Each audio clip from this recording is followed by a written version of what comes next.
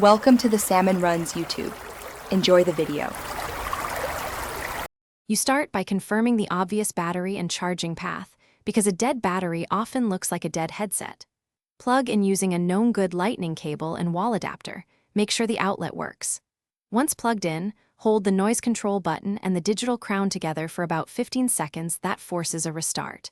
While you hold, watch for the LED on the ear cup or the iPhone pop-up. If you see nothing, don't panic. Move to the next diagnostic steps. Once the forced restart didn't work, check software and pairing. You should try another iPhone or iPad to rule out a phone-side Bluetooth issue. If the headset appears but misbehaves, unpair it in Bluetooth settings and perform a factory reset. Hold both buttons until LED flashes amber then white. Make sure the host device runs the latest iOS, because firmware updates often fix boot issues. If needed, connect to a Mac with Finder or iTunes to trigger a firmware reinstall. Finish by ruling out hardware faults. Inspect ports and seams for moisture or impact, and if you find dampness, dry for 24 hours in a cool, ventilated area. Do not heat.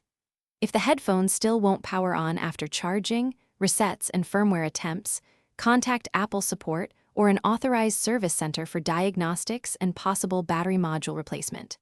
If things go wrong, avoid non-authorized DIY battery swaps. That can void warranty and cause more damage, so seek. Thanks for watching. Consider subscribing if we helped you.